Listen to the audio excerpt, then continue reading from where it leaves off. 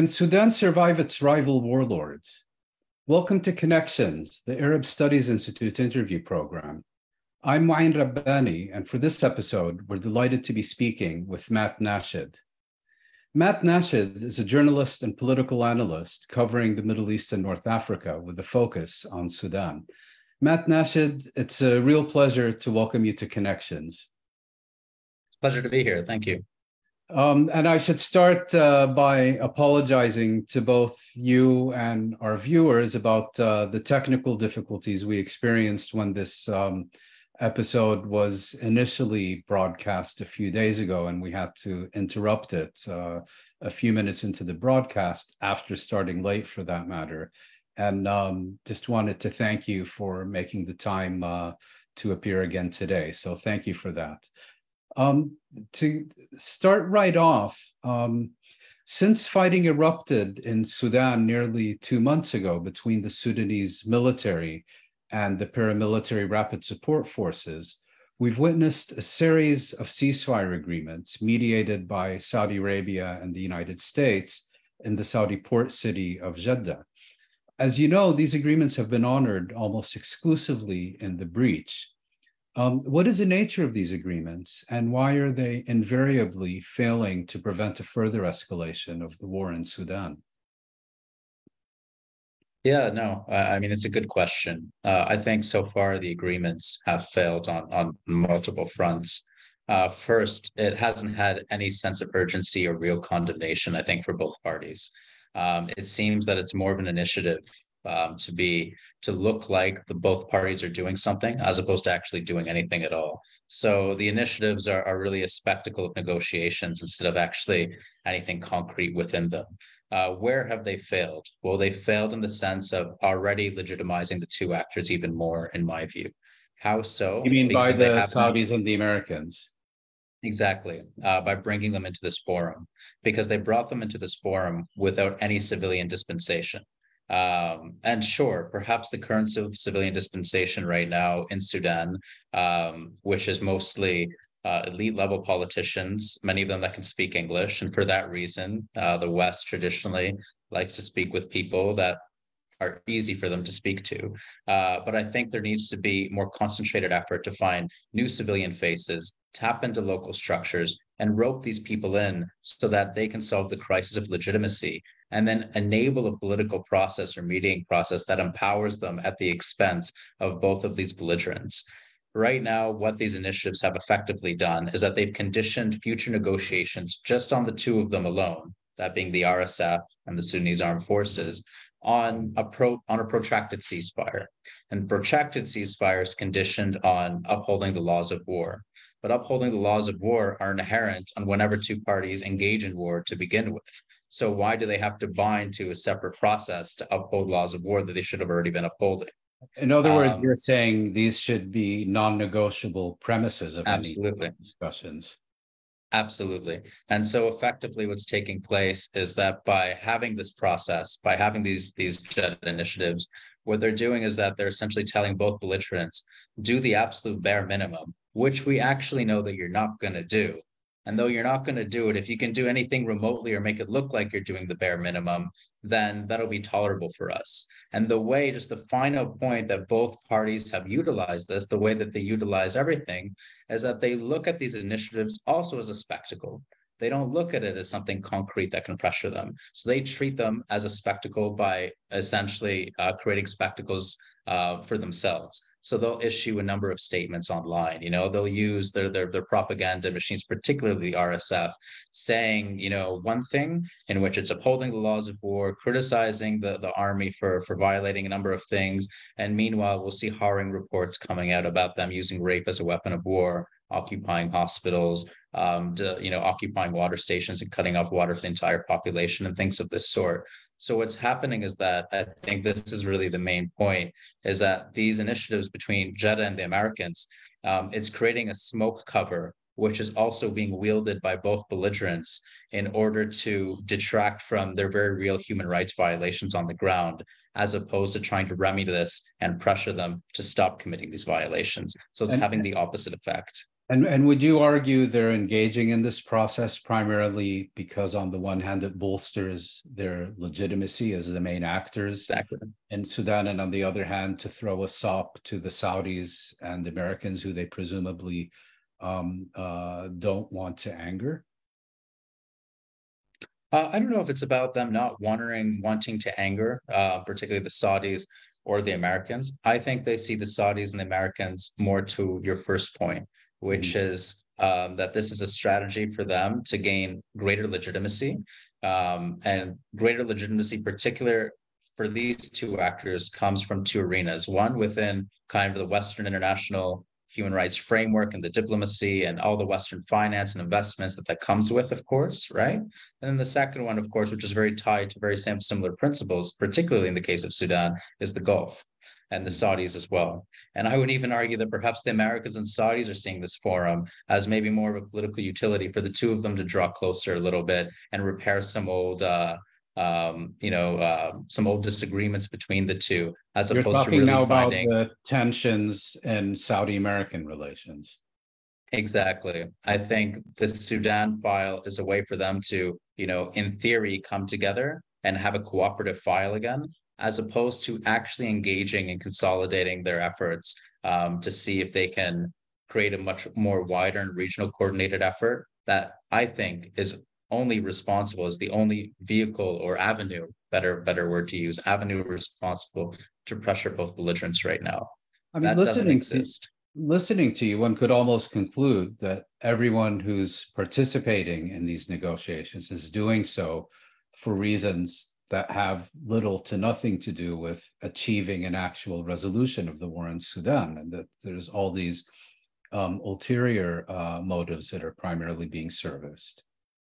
Yeah, I think so. I think so. And if the argument for them is we need to do a forum like this between the US and the Saudis because we're trying to funnel efforts to get a results-based outcome here, and blowing this up with more countries and more interests and more agendas would stall that to get everybody on page. Well, then I think the results are that there are none. So whatever argument they have in that respect, it's actually just being shoved right back into their faces. Where are the results? So I think, right now we need to move on from an initiative like this and think about the leverage, collective leverage from a number of powerful countries in the world, particularly from the Security Council as well and the permanent members, because I do think that in Sudan, where it differs from other arenas of conflict, and I'll cite Syria for one, Ukraine as another, the Security Council was, of course, as we all know, I think, especially viewers of this podcast, exceptionally polarized in both of those arenas. I think in Sudan, where we can see is that if we ask the simple question, what do all of these countries have to lose? The answer is significant for every single one of them, I think, in the Security Council right now. They all have a lot to lose. From China's Belt and Road Initiative, from strategic perspective, I think from Russia, whose previous status quo was significantly better, and now they're being forced to choose one client over another. And of course, I think the US and the West, with particularly European Union, with their hysteria of refugees. And so there's a number of files now where I think actually could compel more collective action to mitigate the crisis, and the very least to stop the fighting. Where everybody will diverge, of course, is the day after. And turning now to the fighting, the situation on the ground, this conflict between the Sudanese armed forces led by General Abdel Fattah Burhan and the paramilitary rapid support forces led by General Mohammed Hamdan Dagalo, also known as Hemeti, is about to enter its third month. Why has neither of these forces been able to gain the upper hand? What's the current state of play between them? Yeah, it's a bit difficult to find the exact details. There's some reports now that maybe the military is trying to recover a bit of territory in Khartoum, but very broadly, I think it can be defined, within the RSF controls the ground. Effectively, it controls the ground of the capital, most of it. It controls most of Darfur, I would say, with the exception of North Darfur. Most of the checkpoints set up within West Darfur, within South Darfur, beyond Zelengi, Central Darfur. these are all checkpoints that civilians run into from the RSF. None report to me that they come from the army. Just to give viewers a sense of how big Darfur is, it's about the size and landmass of France. It's quite large in itself, right? So this is quite considerable stronghold for the RSF to essentially be controlling and sprawlingly through its forces, across this terrain. And in bearing in Khartoum, mind that Sudan, at least prior to the secession of South Sudan, was Africa's largest state. exactly, and I think it's still the third largest state, if I'm not mistaken. So it's quite large. In Khartoum, however, the army controls the sky. And now we're seeing airstrikes that are taking place more towards, the southern part of Sudan right now in Al Ubaida, and airstrikes that are taking place there quite recently. So when you control the sky, you're always going to have, you're never going to be out of the game. You're always going to have a fighting chance. However, the concern for me is we're seeing, I would say, discriminate violence taking place on the part of the RSF in a number of arenas, including in Khartoum. Discriminate looting, discriminate taking over you're saying hospitals. discriminate, not indiscriminate. Discriminate, intentional. The intentional taking over of hospitals, the intentional taking over of water stations. And it's a way to choke off a city. It's a way to choke off the very vital lifelines and organs that a city needs in order to operate. And by doing so, at the same time, they're also embedding themselves in residential areas, where I think now the army But to what end are they conducting such actions? Personally, I think it's an attempt to bait the army into indiscriminately firing on these neighborhoods, because the army does not have ground forces. I do think, according to some military experts that spoke to me recently, they insisted that some kind of ground offensive is going to be necessary at some point to root out the RSF. There's only so much you can do from the air. And I think what the RSF is trying to push for right now is that if they can embed themselves in these residential areas, and then at the same time, kind of bait the army into indiscriminate fire, then if enough civilians are being killed, and they certainly kill more civilians than they do with their indiscriminate fire than RSF fighters, then perhaps these crimes from the military will overshadow the horrific and, I would say, very intimate crimes that we're seeing from the RSF. Intimate in the sense of taking over people's homes, intimate in the sense of abducting young men on the street, intimate in the sense of using rape as a weapon of war. And, really, really, I think quite horrific. But traditionally in Khartoum, and this is a point in regards to the state of play, there is a section within Khartoum. There are some people that, I think this is a fundamental difference of the perspective of some people within Khartoum, where they look at to the military as maybe traditional constituents of the prior logics that governed Sudan, which essentially enriched the center at the expense of the peripheries, and where extraction of wealth particularly took place at the peripheries. And who was part of this extraction of wealth? It was the RSF, which then enriched it enough to now wage a war in the center. And so is it in part a war of the periphery against the center, or is that reading too much into it? No, I wouldn't say that, because I think the RSF is waging a war on both fronts now. It's a bit of a Frankenstein of the periphery, but it's waging a war on both fronts. And so the initial logics that allowed it to become so strong, it's reproducing and double downing on those logics. And we see that with the amount of crimes that they're committing in Darfur, which is their stronghold. Which I'll get to in a moment, but just to clarify one point that you've made. Do I understand correctly that you're basically saying that the territorial control of the army is increasingly diminished and isolated? Yes, they do control, however, the east and parts of and the north as well. So they control Jazeera State, which we're going north now. They control the east. The new administrative Canada is in Port Sudan, so it's a city off of the Red Sea coast, where a number of people tried to get to Jeddah, for instance, in Saudi Arabia and continue onwards. So they do have territory of themselves. It's not that they don't control territory. And they are still trying to represent themselves as the state by making these the main entry points, for instance, for aid to move in. The one point I did just want to stress is that while in the capital, there's some people that are, I would say, disappointed, frustrated, angered, because they had an expectation that the army would be able to put up a better fight, and Mm. protect its traditional constituents to a degree. I think that same sentiment doesn't exist in Darfur, for instance, where when the Right. army ran away and left them to the RSF, when you speak to people in Darfur, nobody expected the army to come and protect them, because this has been replayed so many times in their history where the army has always just left them to die effectively in their minds. Well, turning now to the situation in Darfur, the past few weeks have seen particularly violent campaigns, primarily by the RSF in West Darfur, with horrific reports emerging from Al Jneina and elsewhere. What do we know about the situation on the ground? Are these developments separate from or part of what we've been witnessing in Khartoum, Omdurman, and other major Sudanese cities? And should we see these developments in West Darfur as a revival of previous central government campaigns there during the reign of deposed leader Omar al-Bashir? And if so, to what end? I think the dynamics are a little bit different from those campaigns that took place, which were counterinsurgency campaigns that turned into mass slaughters, and then the outcome was a form of ethnic cleansing and accusations of genocide. So that dynamic is different than what we're seeing today. I think particularly in Al Jneina, what we're seeing is an integration of the conflict within Khartoum. That integration within root causes that led to the rebellion in Darfur in 2003 would probably be how I characterize it.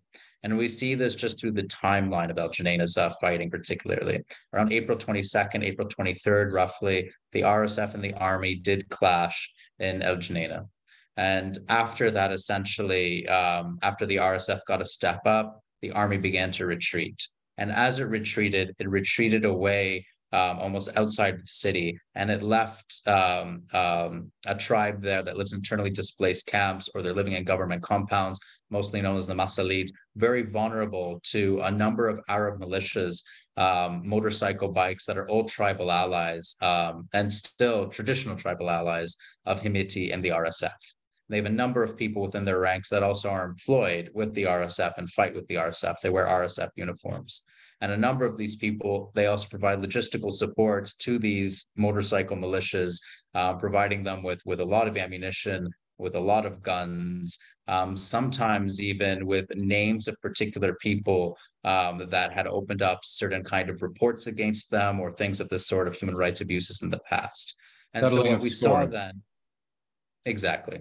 So then what we saw then is a complete power vacuum that's predicated on something that continuously happened in the past in Darfur, which is the army's absolute failure to provide any kind of protection, and which now we're even seeing at this point in the capital, in Khartoum. And so as a result of that, many people from the Masalit, they got militarized themselves. They broke into a police station. They had to try to protect themselves. They picked up guns. There was already some simmering tensions between different communities, but the root causes of it was over land and water claims in particular, and that Arab militias wanted to consolidate this power. But there's also a political objective I was hearing among the RSF to allow them to do this, to help them do this, to enable them to do this and support them to do this, because Al Jneina runs close to the border with Chad. So that creates another supply line into Chad if they're able to secure that accordingly, right? And so what we see is that there's the political objective that may be tied very much with Khartoum, but then we always also see that the root conflicts are boiling up to the surface again.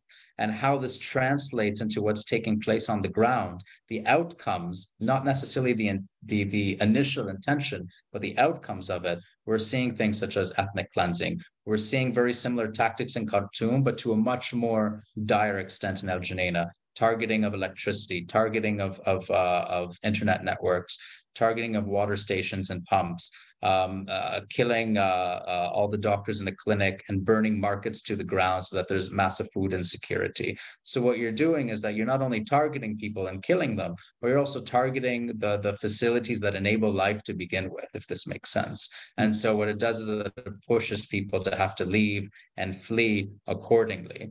And the one last point I would say about this is that there was a Juba peace agreement that was essentially former rebels that fought Himiti in the army. At the time, this was in 2020, the army and Himiti were still on the same side. and they were looking to undermine the civilian dispensation that Just to that clarify, allies in the sense that when the coup was launched against the civilian leadership, Hemeti actually was Burhan's deputy. Exactly, and he was also his deputy when the civilian military government took control after al-Bashir, the former authoritarian leader of Sudan, was overthrown in April 2019. In about July or August of that same year, there was a civilian military government. And on the military side, the Military Transitional Council, Hemeti was Burhan's number two. Right. And so after that, to strengthen their leverage against the civilian half of the government, they made a peace agreement known as the Juba Peace Agreement, Juba being the capital of South Sudan, yes, with rebel groups that fought them that were in Libya. One clause within this agreement was that there would be land claims would be open to return the internally displaced from Darfur to their lands. This particular aggravated the RSF's traditional supporters and traditional tribal allies, because they were the ones also very much implicated in a lot of the killings, and they ended up settling on these lands. Then now they're being told within this clause, oh, there would be people in theory that would come back and return to their lands. So they had been the main beneficiaries of the previous conflict in Darfur and feared that they would have to give up their ill-begotten gains, in a manner of speaking. Yeah, I wouldn't say they were the main, but I would say they definitely had gains at the expense of other populations. And as you've indicated, in Darfur, people tend to see the army and the RSF kind of as, let's say, two sides of the same coin, two arms of the central government, in contrast to distinctions between them, which are often perceived in Khartoum. Yeah, I think in Darfur, they were seen foremost as employers. Mm-hmm. Some people joined the military, some people joined the RSF. So then this is why the RSF was able to recruit beyond its tribal base. But when it came to any questions of accountability or holding supporters from their old tribal allies accountable for grave abuses that had taken place since Bashir had fallen, this was a no-go zone, particularly for the RSF. I think the difference isn't necessarily that they see both as part of the same coin, but that there was never an expectation from them for the military to ever protect them. This is partly why some of them decided to join the RSF as employers, because they thought if they can be part of the force that's always there, maybe they can provide a semblance of security to their communities in an RSF uniform. Right. It's been suggested that there are, in fact, two wars currently being prosecuted in Sudan. One that we've been discussing between the rival claimants for power, Burhan and Hemeti, and another that's being waged by both of them against Sudan's democratic and civilian forces in order to terminate the country's aborted transition from military to civilian rule. What do we know about this latter conflict and about the fate and activities of Sudan's embattled democratic activists? No, absolutely. I mean, I think what we're seeing right now is a bit like I mentioned before, a deliberate campaign from the RSF to target facilities, but to also target, I think a number of activists, especially from the Lagan Mukawama, which is the resistance committees. And I know that you referred here to the RSF and not the army. Yeah, because the army's campaign, they've also targeted some people, but they've also arrested, they've arrested a medic. There's been arrests of some resistance committees members. I think most have been released. That is not condoning it whatsoever. I think they also feel threatened foremost, absolutely, by civilian politics. But I think in terms of the targeted campaigns right now, it has been disproportionate from the RSF side. I think it would be fair to say. So to create that equivalence right now probably wouldn't be fair. However, I think it's equally important to stress that the biggest threat to the military beyond the RSF is civilian politics. And I think particularly grassroots civilian politics. And I think we see this similar perhaps to what we saw, maybe I would argue, or for a reference point for myself, or for some other people maybe tuning in, with the local committees in Syria. where their credibility and their political legitimacy was very much tied to the role in providing services. So service provision, particularly amid the war, because right now I think that's even that's the case even more so in Sudan, because there's an absolute crisis of legitimacy where there's not even really a state. It is the army and it is a paramilitary group fighting each other, and both of them are trying to instrumentalize, for example, the aid response or the provisions response. And that's what I might actually argue how the RSF, part of the reason why the RSF is creating so much lawlessness and targeting service provisions and facilities and things of this sort, because they Set want to itself up create as the the problem. alternative. Exactly. They create the problem so that they brand themselves as the solution afterwards. And I think to a similar degree, you could argue it might be the military, but the thing that threatens both of their credibility in that respect are actually the resistance committees that have proven that they are the most reliable actors and astute political actors, but also the most reliable when it comes to taking care of people and protecting them amid the war.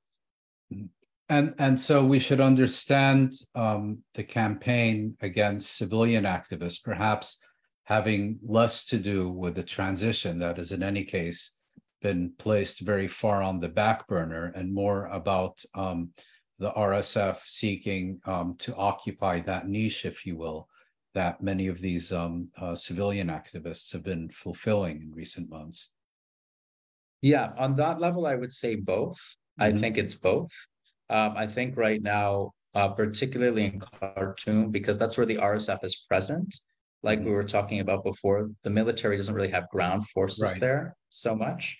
I think what the military is saying in the states that they do control is that they want a with us or against us narrative. So they don't mind if there's committees that are opening up makeshift clinics and assisting the displaced, but they want it incredibly closely monitored. They want to closely monitor all of these activities, and they want to ensure that it's not perceived that it's coming at the cost of the legitimacy of the army, but somehow the army is enabling it or providing it. So then as long as it's within these confines, then the army doesn't really step in so much. However, I do think we could see a precedent moving forward in which the military could take out or could not take out, but step up arrests of particular activists that they believe are a threat to their political legitimacy in the long run. Because the whole strategy of the army right now is just trying to differentiate itself from the RSF by claiming that we're not just the military, but we are the state and we are the government.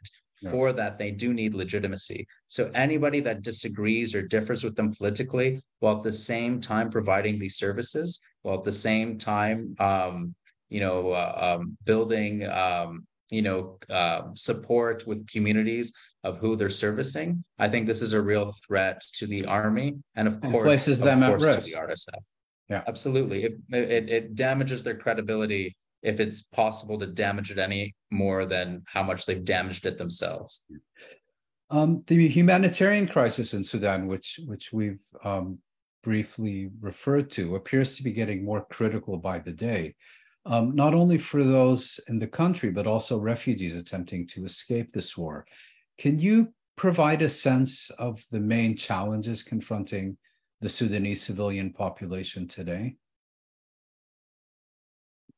Yeah, I mean, it's tough. I can't imagine what they're going through. I think right now what we're seeing is everybody that has had a role in accelerating a political crisis that I still don't believe was inevitable. But for those that might claim it was, there was a number of external actors that accelerated this crisis. And those same external actors, Gulf states, Egypt, the European Union, the US, they have closed their doors and provided no legal channels for people to escape. And Sudan is a very sprawling country. So already there's mounting numbers of internally displaced people, about 1.4 million, maybe a growing number now in the country. Nobody's able to get out to a neighboring country at the moment. Even Ethiopia, I think, is very, very difficult. Saudi Arabia, I'm not sure if you can transit anymore through that like you could a couple of months ago. At the same time, as we were talking about, Chad and South Sudan are still open. Chad and South Sudan are still open, but the majority of people that have gone to South Sudan, from my understanding, were South Sudanese that were uprooted from their own war there. I And in see. Chad is just not a viable option if you're in Khartoum. I mean, it's Too again far. about it's a 2 hour flight. It's a 30 hours in non-war time to get there. So it's just not possible whatsoever. So your goal is to try to get to East Sudan. But even then, there's some concerns that maybe the army would be restricting people from getting out, as well as the RSF. And so I think what we're seeing right now is really just absolutely no options for any kind of humanitarian safe haven. What some people have the luxury of doing is, maybe if they're from Shamalia or they're from the north, then they'll go to their villages accordingly, and they'll be with their communities, and they had maybe lived and spent most of their lives in the capital to begin with, but they'll go to areas that are untouched by conflict where they can still be there. Not everybody has that luxury.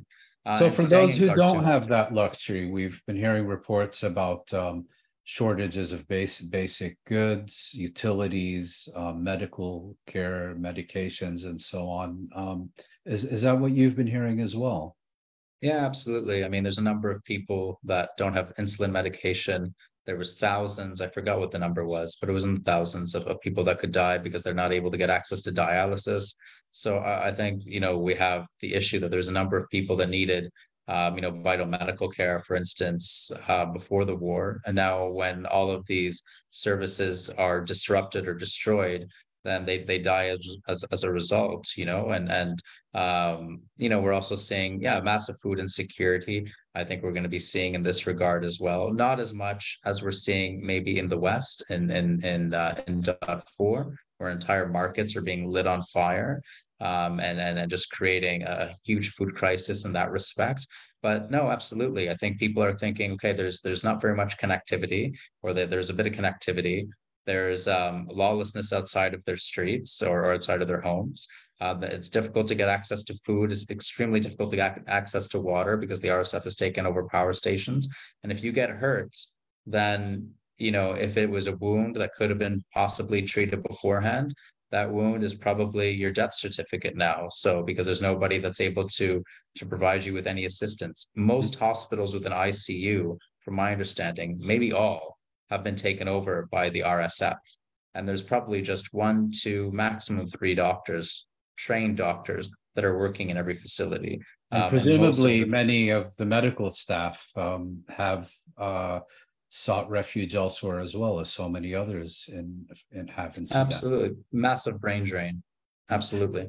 And speaking of refugees, as you know, there was a recent European Union delegation to Tunisia, whose primary purpose was basically to offer a deal with the International Monetary Fund in return for cracking down on refugees seeking to reach Europe from Tunisian shores.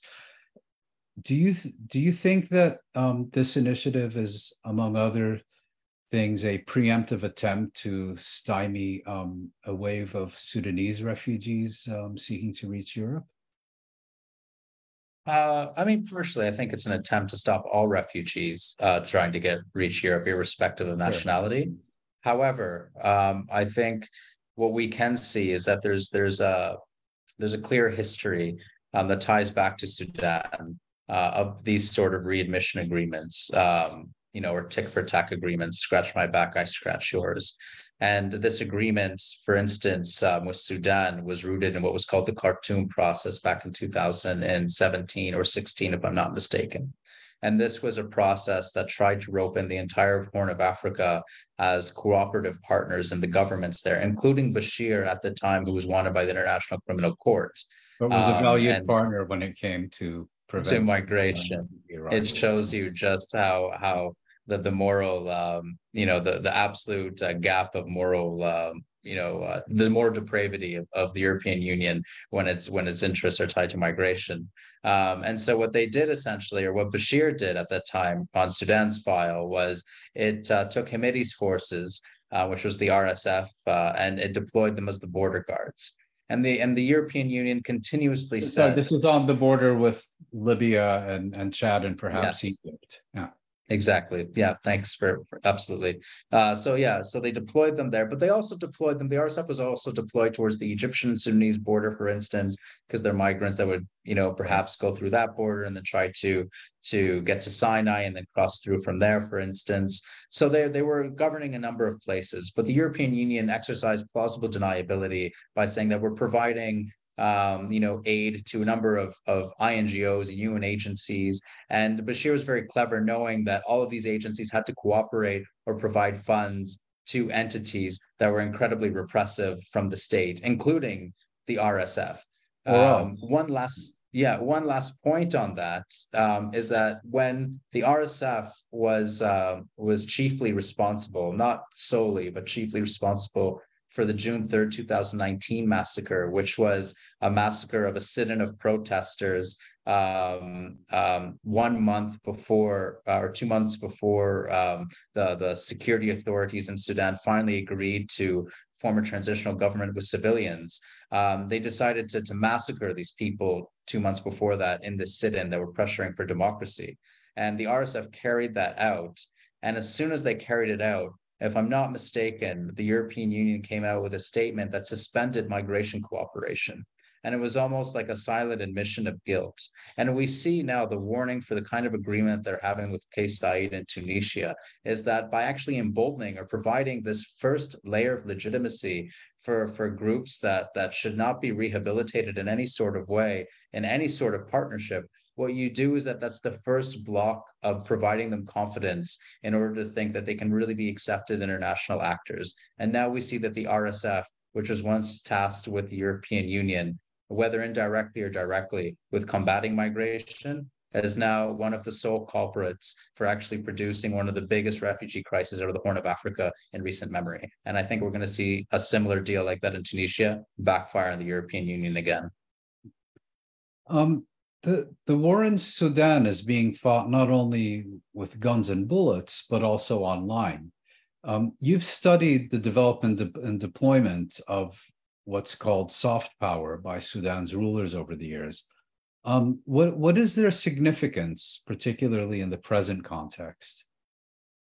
Yeah, so the RSF's use of soft power dates back to particularly, I think, after the massacre I talked about. After the June 3rd, 2019 massacre, they realized very quickly that they needed to rehabilitate and whitewash their image and brand themselves as partners in, helping Sudan transition to a democracy. So what they did at the time was, they did it on two fronts. They did it online, they did it offline. Mm-hmm. Offline, they hired a number of PR firms. One of them is actually in Montreal, Dickens and Madsen, which is run by Ari bin Menashe, who's, I think, born in Iran, claims he worked for Israeli intelligence agent, I believe. Yeah, or at least he claims so. I think the Israelis say something else, right? So hard to know who's telling the truth when neither of them have a good record of doing so. And so, both of them were doing that. Essentially, Hamidi reached out to him and hired him accordingly. He signed the document as the face of the Military Transitional Council at the time, which was also dispensation that Burhan, who's the head of the military, was also on. And so what happened was, he was getting a number of advice and lobbying efforts from Dickens and Madsen, while at the same time he was launching a soft power campaign by building hospitals in Khartoum, building hospitals in Darfur, recruiting in the RSF outside of his typical tribal base or traditional tribal base.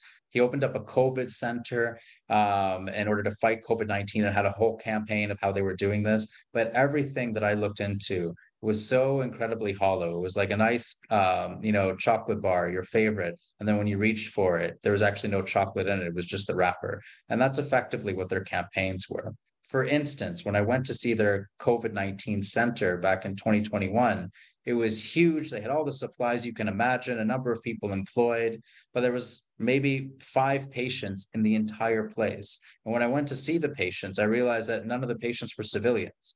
Everybody that was quarantining there actually were returning mercenaries that looked younger than 18 that had come back from Yemen. And they were telling me that when they weren't supposed to tell me that. And so what we saw was actually this huge initiative that they branded for the people of Sudan was not actually for the people of Sudan whatsoever. It was just actually some quarantine measures for people that were returning. And now what I think we're seeing is that we're seeing an evolution online from all this investment that we mocked them for, or that a lot of people appropriately mocked them for because it had no substance to it. We're seeing that evolution now online, in which they've mastered human rights language because they've instrumentalized UN agencies, the ICRC, who were so eager in providing human rights training. And they've been able to take that human rights language while at the same time take, I think, a lot of advice from the lobbyists at the same time, and then use human rights language online, again, as a smoke cover for them actually doing the complete opposite, which are grave human rights violations in Sudan as we speak right now. And so this is, I think the point is that what we're seeing now is the outcome of a very long and intentional process of mastering soft or sharp power in order to deflect attention from the grave crimes that they're committing in the country, which, funny enough, I don't think is so much different than how human rights is employed as a weapon by a number of Western states, funny enough. So it's a full spectrum campaign. Yeah. Sudan's titular head of state, General Burhan, recently declared the UN Special Representative to the country, Volker Perthes, persona non grata. What's the background to this development, and what has been the role of the UN in this crisis more generally, particularly that of its integrated transition assistance mission? And perhaps you also have some more general comments about the aid and development community's role in current events in Sudan. Yeah, the PNGing of Volker, I think we could see it from a long distance away. Burhan had threatened it in the past, prior to the outbreak of hostilities in April. Absolutely. Probably shortly after the coup d'etat, he had threatened this. I think maybe as early as in February or March. I mean, I can't quite remember the dates.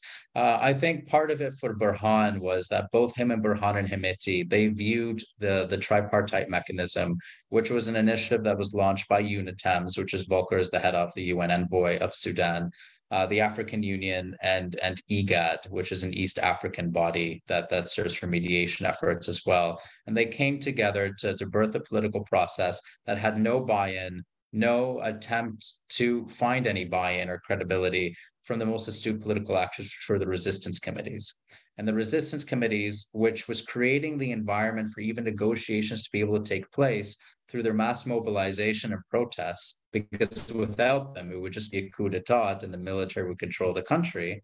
That itself didn't win the support it wasn't recognized as being a viable option to bring Sudan closer to civilian governance in the eyes of Volker Perthes. So as a result of that, a lot of the members of the resistance committees, they were criticizing the initiative and warning Volker that, listen, Burhan and Hemeti, just similar like the Bashir playbook, they're going to try to buy time with this initiative in order to consolidate their power even more. So which is exactly what happened. Which is precisely exactly what happened. And Volker went along with the game, where I think where Burhan and Volker in particular, there was mounting hostilities there, and even now, is because on December 2022, so last year, there was a framework agreement that was signed. And this framework agreement was actually more brokered by the Quad, which was, the Saudis, the Emirates, and the British and the Americans. So those four, they came in, but also, the UN backed it as well. An initiative that what essentially did was that it pitted the interests of the military against the interests of the RSF, while the coup had both of their interests converge for a short period of time against civilians. And so as a result of that, Burhan now saw the process as a threat to the military standing in the country. And they thought that it was a threat to the military standing in the country because they feared that a civilian dispensation would come to fruition with support from the RSF, which would be a stronger rival to the military.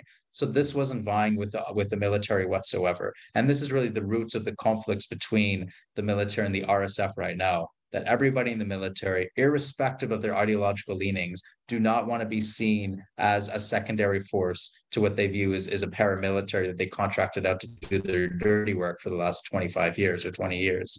And so The this is kind of upstarts. what we saw. So those are the upstarts, exactly. So then what we saw with that is there wasn't much of a surprise that Burhan attributed a lot, or blamed Volcker, I think, considerably for this framework agreement that he was backing, that he believed probably enabled the RSF even more.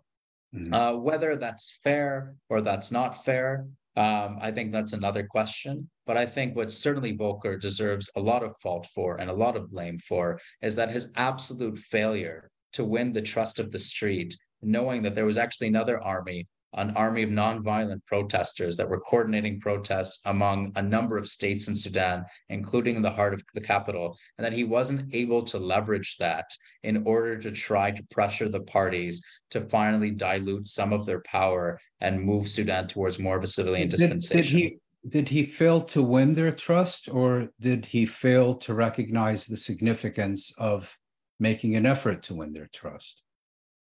The latter. Yeah, he failed to recognize their significance, or maybe he recognized it, but I think for Volcker, he's cut from the same cloth as a number of by the book UN mediators, in which they wanted a protest movement that had come up with its own local structures and its way of doing politics. And they wanted these structures, these modern local structures, to accommodate the orthodoxies of the UN and UN mediation, as opposed for the UN, and as a result, Volcker, to actually be more flexible within his orthodoxies to accommodate the most astute political players, which were the resistance committees. He refused to do that. He stuck with his orthodoxies. And as a result of that, we're seeing the byproduct and the end, or the outcome, of what typical UN orthodoxies produce, which is unfortunately a series of armed conflicts now. And we've seen that in a number of other arenas. So finally, Sudan is in flames. You've basically explained to us not only the critical situation within the country, but that the Jeddah negotiations are essentially a sham, and that the UN's efforts are at best counterproductive. Against this background, what is your prognosis for Sudan in the coming period? Yeah, it's not good, unfortunately. My forecast isn't looking good at the moment. I think right now what we're looking towards, and I hate to say this, I don't want to say this, but I think we're looking at a convergence between Somalia and Libya. Libya, in the sense that we saw for brief times of all-out armed conflict, and then that would be interchanged with essentially a frozen conflict with different regions and administrations, roughly. So you had Benghazi and you had Tripoli, and then obviously had some administrations or the porousness between the two within the south.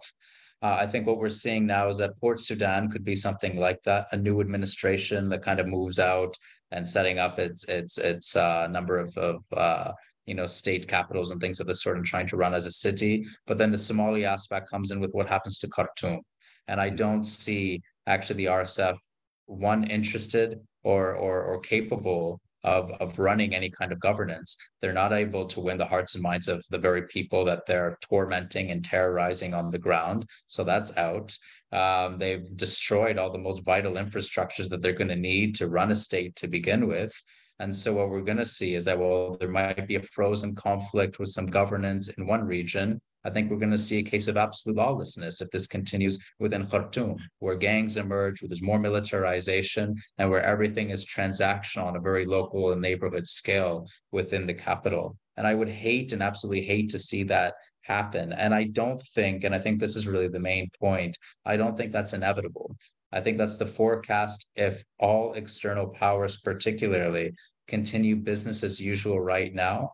But if they finally acknowledge, as I said earlier in the podcast, early in the show, if they finally acknowledge what they all have to lose in Sudan and the ripple effects that could have for the region and the Horn of Africa, a country that borders 7 countries, the number of strategic interests that could be sabotaged. from the oil that's produced in South Sudan to the Belt and Road Initiative that China has that passes through Ethiopia. There's so much at stake, and there's so much invested from an interest perspective among a number of the biggest powers in the world to mitigate and stop this violence immediately. And then I think in that case, there might be hope, and this is the optimism in me, for civilian dispensation to rise from the smoke of all of this, because the very two actors of the international community was placing all of their efforts within these mediation blueprints to legitimize and thinking that they could be reformers. Well, now that's out of the question right now, because both of them have proved actually that regardless of which one is committing more violence disproportionate than the other,